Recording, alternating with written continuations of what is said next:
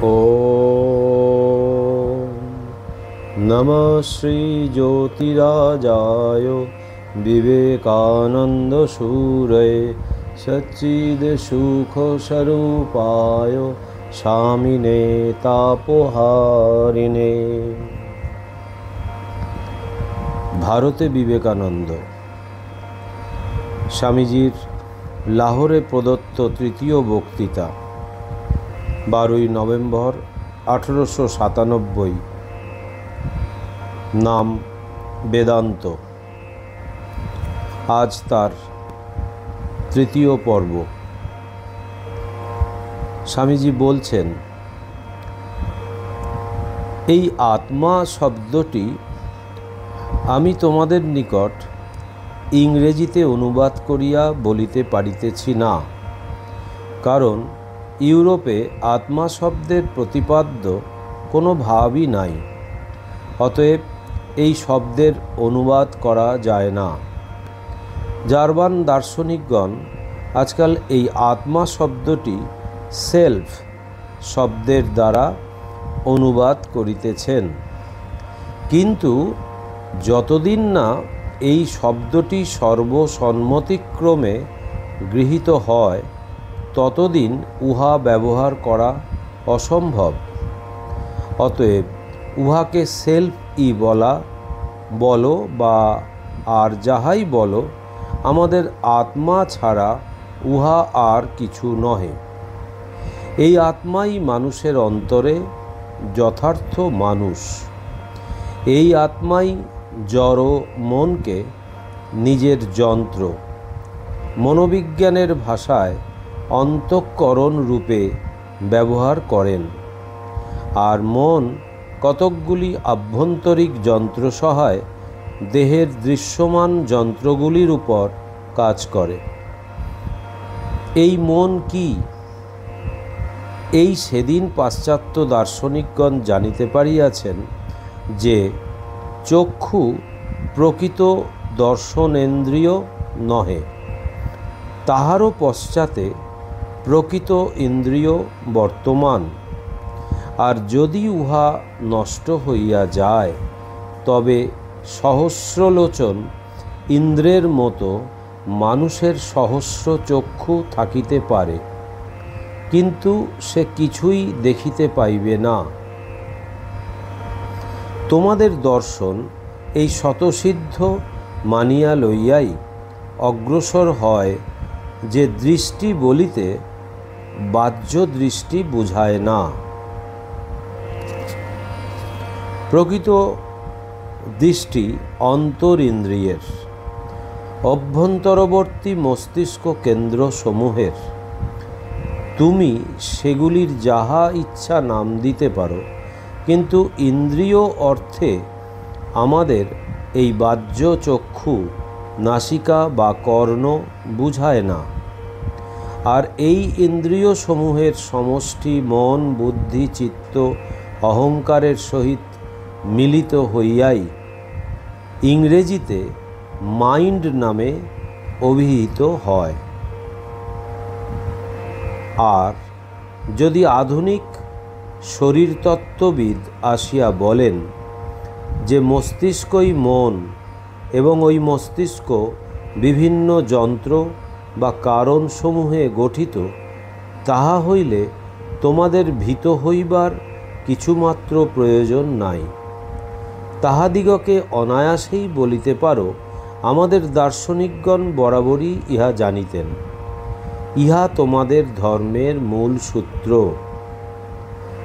বেশ কথা, এখন আমাদিগকে বুঝিতে হইবে এই মন, বুদ্ধি, চিত্ত, অহংকার প্রভৃতি শব্দের দ্বারা কি বুঝায়। প্রথমত, চিত্ত কি তাহা বুঝিবার চেষ্টা করা যাক। চিত্তই প্রকৃতপক্ষে অন্তঃকরণের মূল উপাদান। ইহা মহৎ এরই অংশ। মনের বিভিন্ন অবস্থাগুলির সাধারণ নাম। গ্রীষ্মের অপরাহ্নে বিন্দুমাত্র তরঙ্গরহিত স্থির শান্ত একটি হ্রদকে উদাহরণস্বরূপ গ্রহণ করো। মনে করো কোনো ব্যক্তি এই হ্রদের উপর একটি প্রস্তর নিক্ষেপ করিল। তা হইলে কি কি ঘটিবে? প্রথমত জলে যে আঘাত করা হইল সেইটি যেন একটি ক্রিয়া। তারপরই জল উত্থিত হইয়া ওই আঘাতের প্রতিক্রিয়া করিল, আর সেই প্রতিক্রিয়া তরঙ্গের আকার ধারণ করিল। প্রথমত জল একটু কম্পিত হইয়া ওঠে, পরক্ষণেই তরঙ্গাকারে প্রতিক্রিয়া করে। এই চিত্তটি হ্রদ, আর বাহ্য বিষয় ও বস্তুগুলি যেন উহার উপর নিক্ষিপ্ত প্রস্তর। যখনই চিত্ত এই ইন্দ্রিয়গুলির সহায়তায় কোনো বাহিরের বস্তুর সংস্পর্শে আসে, বাহ্য বস্তুগুলির অনুভূতি ভিতরে বহন করিবার জন্য ইন্দ্রিয়গুলির প্রয়োজন, তখনই একটি কম্পন উৎপন্ন হয়। উহাই সংশয়াত্মক মন। তারপর একটি প্রতিক্রিয়া হয়, উহা নিশ্চয়াত্মিকা বুদ্ধি। আর এই বুদ্ধির সঙ্গে সঙ্গে অহং জ্ঞান বা বাহ্য বস্তুর জ্ঞান উদিত হয়। মনে করো, আমার হাতের উপর একটি মশা আসিয়া দংশন করিল। এই বাহ্য বস্তুজনিত বেদনা আমার চিত্তে নীত হইল, উহা একটু কম্পিত হইল। মনোবিজ্ঞান মতে উহারই নাম মন। তারপরই একটি প্রতিক্রিয়া হইল এবং তৎক্ষণাৎ আমার ভিতর এই ভাবের উদয় হইল যে আমার হাতে একটি মশা বসিয়াছে, সেটিকে তাড়াইতে হইবে। তবে এইটুকু বুঝিতে হইবে যে হ্রদে যে সকল আঘাত আসে সেগুলি সবই বহির্জগৎ হইতে, কিন্তু চিত্ত হ্রদে আঘাত বহির্জগৎ হইতেও আসিতে পারে, আবার অন্তর্জগৎ হইতেও আসিতে পারে। চিত্ত এবং উহার বিভিন্ন অবস্থার নাম অন্তঃকরণ। পূর্বে যাহা বর্ণিত হইল তাহার সহিত তোমাদিগকে আরেকটি বিষয় বুঝিতে হইবে। তাহা হইলে ইহা দ্বারা অদ্বৈতবাদ বুঝিবার বিশেষ সাহায্য হইবে। তোমাদের মধ্যে সকলে নিশ্চয়ই মুক্তা দেখিয়াছ এবং অনেকেই জানো মুক্তা কিভাবে নির্মিত হয়। শুক্তির মধ্যে একটু ধূলি ও বালুকণা প্রবেশ করিয়া উহাকে উত্তেজিত করিতে থাকে, আর শুক্তির দেহ উহার উপর প্রতিক্রিয়া করিয়া ওই ক্ষুদ্র বালুকণাকে নিজ শরীর নিঃসৃত রসে প্লাবিত করিতে থাকে। উহাই তখন নির্দিষ্ট গঠনপ্রাপ্ত হইয়া মুক্তা রূপে পরিণত হয়। এই মুক্তা যে রূপে গঠিত হয়, ঠিক সেইভাবে আমরা আমাদের সমগ্র জগৎ গঠন করিতেছি। বাহ্য জগৎ হইতে আমরা কেবল উত্তেজনা পাই, এমনকি সেই উত্তেজনার অস্তিত্ব জানিতে হইলেও আমাদিগকে ভিতর হইতে প্রতিক্রিয়া করিতে হয়। আর যখন আমরা এই প্রতিক্রিয়া করি, তখন প্রকৃতপক্ষে আমরা আমাদের নিজ মনেরই কিছুটা সেই উত্তেজনার দিকে প্রেরণ করি। আর যখন আমরা উহাকে জানিতে পারি, তখন আমাদের নিজ মন ওই উত্তেজনা দ্বারা যেভাবে আকারিত হয়, আমরা সেইভাবে আকারিত মনকেই জানিতে পারি। যাহারা বহির্জগতের বাস্তবতায় বিশ্বাস করিতে চান, তাহাদিগকে এ কথা মানিতে হইবে। আজকাল শরীর বিজ্ঞানের এই উন্নতির দিনে এ কথা না মানিয়া আর উপায় নাই যে বহির্জগৎকে আমরা ক বলিয়া যদি নির্দেশ করি, তবে আমরা প্রকৃতপক্ষে ক প্লাস মনকে জানিতে পারি। এবং এই জ্ঞান ও ক্রিয়ার মধ্যে মনের ভাগটি এত অধিক যে উহা ওই ক এর সর্বাংশব্যাপী, আর ওই ক এর স্বরূপ প্রকৃতপক্ষে চিরকালই অজ্ঞাত ও অজ্ঞেয়। অতএব যদি বহির্জগৎ বলিয়া কিছু থাকে, তবে উহা চিরকালই অজ্ঞাত ও অজ্ঞেয়। আমাদের মনের দ্বারা উহা যেরূপ আকারে রূপান্তরিত হয়, উহাকে আমরা সেইভাবেই জানিতে পারি। অন্তর্জগৎ সম্বন্ধেও ঐরূপ। আমাদের আত্মা সম্বন্ধেও ঠিক ওই কথা খাটে।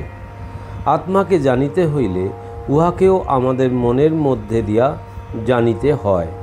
অতএব আমরা এই আত্মা সম্বন্ধে যতটুকু জানি তাহা আত্মা প্লাস মন ব্যতীত আর কিছু নহে।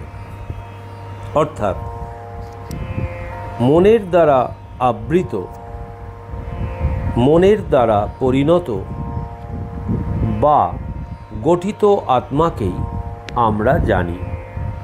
আমরা পরেও এই তত্ত্ব সম্বন্ধে বিশেষভাবে আলোচনা করিব, তবে এখানে যাহা হইয়াছে তাহা মনে রাখা আবশ্যক। তারপর আরেকটি বিষয় বুঝিতে হইবে, এই দেহ এক নিরবচ্ছিন্ন জড়প্রবাহের নাম মাত্র। প্রতি মুহূর্তে আমরা ইহাতে নূতন নূতন উপাদান দিতেছি, প্রতি মুহূর্তে আবার ইহা হইতে অনেক পদার্থ বাহির হইয়া যাইতেছে, যেন একটি সদা প্রবাহিত নদী। উহার রাশি রাশি জল সর্বদাই এক স্থান হইতে অন্য স্থানে চলিয়া যাইতেছে। তথাপি আমরা কল্পনা বলে সমস্তটিকে এক বস্তুরূপে গ্রহণ করিয়া উহাকে সেই একই নদী বলিয়া থাকি। কিন্তু নদীটি প্রকৃতপক্ষে কি? প্রতি মুহূর্তে নূতন নূতন জল আসিতেছে, প্রতি মুহূর্তে নদীর তটভূমি পরিবর্তিত হইতেছে, প্রতি মুহূর্তে তীরবর্তী বৃক্ষলতা এবং পত্র পুষ্প ফলাদির পরিবর্তন ঘটিতেছে। তবে নদীটি কি? নদী এই পরিবর্তন সমষ্টির নাম মাত্র। মনের সম্বন্ধেও ওই এক কথা। বৌদ্ধেরা এই ক্রমাগত পরিবর্তন লক্ষ্য করিয়াই মহান ক্ষণিক বিজ্ঞানবাদ মতের সৃষ্টি করেন। উহা ঠিক ঠিক বুঝা অতি কঠিন ব্যাপার, কিন্তু বৌদ্ধ দর্শনে এই মত সুদৃঢ় যুক্তি দ্বারা প্রতিপাদিত হইয়াছে, আর ভারতে বেদান্তের কোনো কোনো অংশের বিরুদ্ধে এই মত উত্থিত হইয়াছিল। এই মতকে নিরস্ত করার প্রয়োজন হইয়াছিল। আমরা পরে দেখিব কেবল অদ্বৈতবাদী এই মতকে খণ্ডন করিতে সমর্থ, অন্য কোনো বাদী নহে। আমরা পরে ইহাও দেখিব যে অদ্বৈতবাদ সম্বন্ধে লোকের নানাবিধ অদ্ভুত ধারণা সত্ত্বেও, অদ্বৈতবাদের নামে ভয় পাওয়া সত্ত্বেও বাস্তবিক ইহাতেই জগতের পরিত্রাণ। কারণ এই অদ্বৈতবাদেই সব কিছুর যুক্তিসঙ্গত ব্যাখ্যা পাওয়া যায়। উপাসনা প্রণালী হিসেবে দ্বৈতবাদ প্রভৃতি খুব ভালো বটে, ওইগুলি মনের খুব তৃপ্তিকর বটে হইতে পারে, ওইগুলি মনকে উচ্চতর পথে অগ্রসর হইতে সাহায্য করে। কিন্তু যদি কেহ একই সঙ্গে যুক্তি বিচারশীল এবং ধর্মপরায়ণ হইতে চায়, তবে তাহার পক্ষে অদ্বৈতবাদী একমাত্র পন্থা। যা হোক, আমরা পূর্বেই দেখিয়াছি মন ও দেহের মতো একটি নদী স্বরূপ, নিয়তই একদিকে শূন্য হইতেছে, অপর দিকে পূর্ণ হইতেছে। তবে সেই একত্ব কোথায়, যাহাকে আমরা আত্মা বলিয়া অভিহিত করি? আমরা দেখি আমাদের দেহে ও মনে এইরূপ ক্রমাগত পরিবর্তন হইতে থাকিলেও আমাদের মধ্যে এমন কিছু আছে যাহা অপরিবর্তনীয়, যাহার জন্য আমাদের ধারণাগুলি অপরিবর্তনীয় বলিয়া মনে হয়। যদি বিভিন্ন দিক হইতে বিভিন্ন আলোকরাশি আসিয়া একটি যবনিকা বা দেওয়াল বা অপর কোনো অচল বস্তুর উপর পড়ে, তখন কেবল তখনই ওইগুলি এক অখণ্ড সমষ্টির আকার ধারণ করিতে পারে। মানুষের বিভিন্ন শারীর যন্ত্র সমূহের মধ্যে কোথায় সেই নিশ্চল অখণ্ড বস্তু, যাহার উপর বিভিন্ন ভাবরাশি পতিত হইয়া অখণ্ডত্বের ভাব প্রাপ্ত হইতেছে? অবশ্য মন কখনো সেই বস্তু হইতে পারে না, কারণ মনও পরিবর্তনশীল। অতএব এমন কিছু বস্তু অবশ্যই আছে,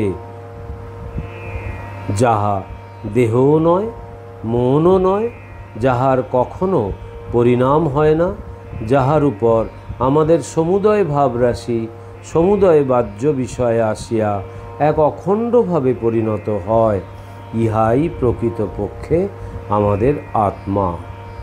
আর যখন দেখিতে পাইতেছি সমুদয় জড় পদার্থ, তাহাকে সূক্ষ্ম জড় অথবা মন যে নামেই অভিহিত করো না, এবং সমুদয় স্থূল জড় বা বাহ্য জগৎ উহার সহিত তুলনায় পরিবর্তনশীল, তখন সেই অপরিবর্তনীয় বস্তুটি কখনোই জড় পদার্থ হইতে পারে না।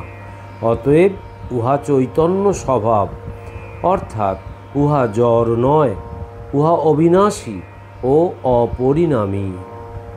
তারপর আরেকটি প্রশ্ন আসে, অবশ্য বাহ্য জগৎ দেখিয়া কে ইহা সৃষ্টি করিল?